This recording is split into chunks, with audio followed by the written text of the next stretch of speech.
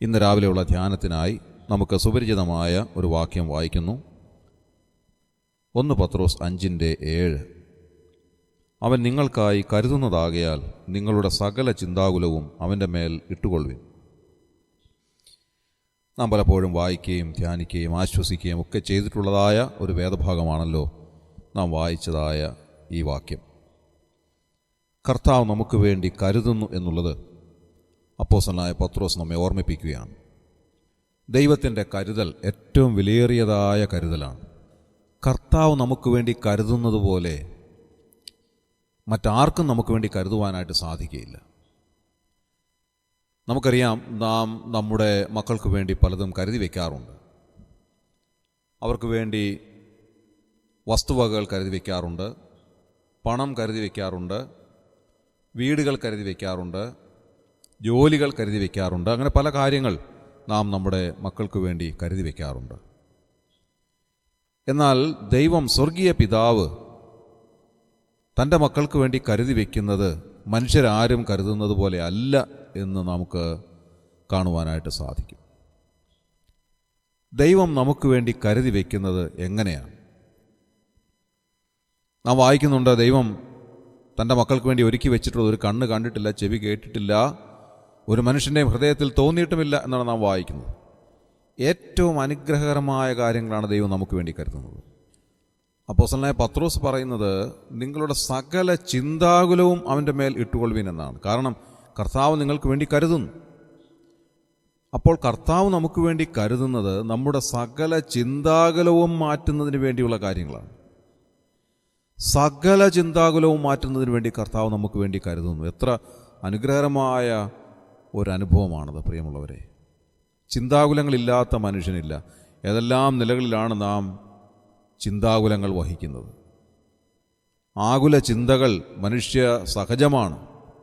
നമ്മുടെ ജീവിതത്തിൽ എല്ലാ സമയത്തും അതുണ്ടാകാം. ആകുല ചിന്തകൾ നമ്മെ വല്ലാതെ ഭാരപ്പെടുത്തുന്നതാണ്, ഭയപ്പെടുത്തുന്നതാണ്. അടുത്ത നിമിഷം എന്താണ് സംഭവിക്കുന്നത് എന്നുള്ളതിനെ പറ്റിയുള്ള ചിന്തകൾ നമ്മെ വല്ലാതെ അലോസരപ്പെടുത്തിയിരിക്കാം. നമ്മുടെ ഉറക്കം കെടുത്തി ഒരുപക്ഷെ നമ്മെ വല്ലാതെ തളർത്തിക്കളയുന്ന ഒരുപാട് ചിന്താകുലങ്ങൾ നമ്മുടെ ജീവിതത്തിൽ വന്നിരിക്കാം. അങ്ങനെ ചിന്താകുലങ്ങൾ അടിക്കടിയായിട്ടുണ്ടാകുമ്പോൾ അതിൽ നിന്ന് രക്ഷപ്പെടുവാൻ മനുഷ്യൻ പലവിധ വഴികൾ അന്വേഷിക്കുന്നുവെന്ന് കാണുവാൻ സാധിക്കും. പ്രിയമുള്ളവരെ, ഈ ചിന്താകുലങ്ങൾ നമ്മുടെ മനസ്സിലിങ്ങനെ വല്ലാതെ വരുമ്പോൾ അതിനെ തരണം ചെയ്യുവാൻ എന്താണൊരു പോംവഴി? ഒരുപാട് ചിന്താകുലങ്ങൾ ദിവസം തോറും നമ്മുടെ ജീവിതത്തിലേക്ക് കടന്നു വന്നുകൊണ്ടിരിക്കും. ജോലിയെപ്പറ്റിയുള്ളതായ ചിന്താകുലങ്ങൾ, കുടുംബത്തെപ്പറ്റി, കുഞ്ഞുങ്ങളെപ്പറ്റി, ഭർത്താവിനെപ്പറ്റി, ഭാര്യയെപ്പറ്റി, അങ്ങനെ കുടുംബത്തിൻ്റെ ആവശ്യങ്ങളെപ്പറ്റി ഒക്കെ ഉള്ളതായ ചിന്താകുലങ്ങൾ, രോഗത്തെപ്പറ്റിയുള്ളതായ ചിന്താകുലങ്ങൾ, എന്തെല്ലാം ആകുലതകളാണ് നമ്മുടെ ജീവിതത്തിലുള്ളത്. ഒരുപാട് പ്രശ്നങ്ങൾ, ഓരോ ദിവസവും പുതിയ പുതിയ പ്രശ്നങ്ങളെ നാം നേരിടുകയാണ്. ഒരു പ്രശ്നം അവസാനിക്കുന്നതിന് മുൻപായി അടുത്ത ഒരു പ്രശ്നം നമ്മുടെ ജീവിതത്തിലേക്ക് വരികയാണ്. അങ്ങനെ ചിന്താകുലങ്ങൾ അടിക്കടി വരുമ്പോൾ, പരിഹരിക്കപ്പെടാനാവാതെ കിടക്കുന്നതായ ചിന്താകുലങ്ങൾ നിമിത്തം നാം വല്ലാതെ തളർന്നു പോവുക സാധാരണമാണ്. അങ്ങനെ ചിന്താകുലങ്ങൾ നിമിത്തം തളർന്നു പോകുന്നതായ മനുഷ്യൻ്റെ ജീവിതത്തിനുള്ളതായ ആശ നശിച്ചു പോയിട്ട് പലരും ആത്മഹത്യ ചെയ്യുന്നു. എന്നാൽ ദൈവവചനം പറയുകയാണ്, ദൈവ മക്കളെ സംബന്ധിച്ചിടത്തോളം അവരുടെ സകല പ്രശ്നങ്ങൾക്കും പരിഹാരം നൽകുന്നത് ദൈവമാണ്. എന്തെങ്കിലും ചിന്താകുലങ്ങൾ നമ്മുടെ ജീവിതത്തിലുണ്ടെങ്കിൽ കർത്താവിൻ്റെ സന്നിധിയിലേക്ക് നാം അടുത്തു വരുവാൻ അപ്പോസ്തലനായ പത്രോസ് നമ്മോട് ആവശ്യപ്പെടുകയാണ്. നമ്മുടെ മനസ്സിൽ ഇത് വെച്ച് നമ്മൾ അതിനെപ്പറ്റി വിഷമിച്ച് ആകുലതയിൽ നീറിപ്പുകഞ്ഞ് കഴിഞ്ഞുകൂടുവാനായിട്ടല്ല ദൈവം നമ്മളോട് ആവശ്യപ്പെടുന്നത്. നാം മത്തായി സുവിശേഷത്തിൽ വായിക്കുന്നത് കർത്താവായ യേശുക്രിസ്തു പറയുന്നത്, നിങ്ങൾ വിചാരപ്പെടുന്നതിനാൽ നിങ്ങളുടെ ജീവനോട് ഒരു മുഴം കൂട്ടുവാൻ നിങ്ങൾക്ക് സാധിക്കില്ല എന്നാണ്.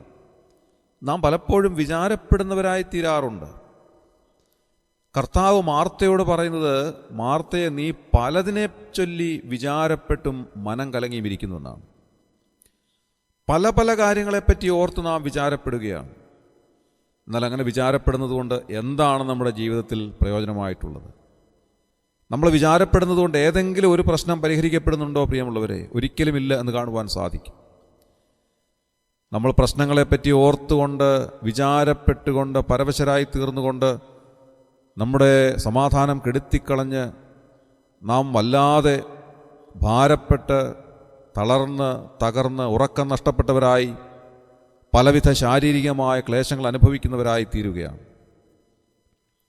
എന്നാൽ ദൈവവചനം നമ്മോട് പറയുന്നത് നമ്മൾ ശാന്തരായിരിക്കുവാനായിട്ടാണ്, സമാധാനത്തോടെ ജീവിക്കുവാനായിട്ടാണ്, നമ്മുടെ സകല ചിന്താകുലവും കർത്താവിൻ്റെ മേലിട്ടുകൊണ്ട് ജീവിക്കുവാനായിട്ടാണ്. നാം 55-ാം സങ്കീർത്തനത്തിൽ വായിക്കുന്നത്, നിന്റെ ഭാരം യഹോവയുടെ മേൽ വെച്ചുകൊള്ളുക, അവൻ നിന്നെ പുലർത്തുമെന്നാണ്.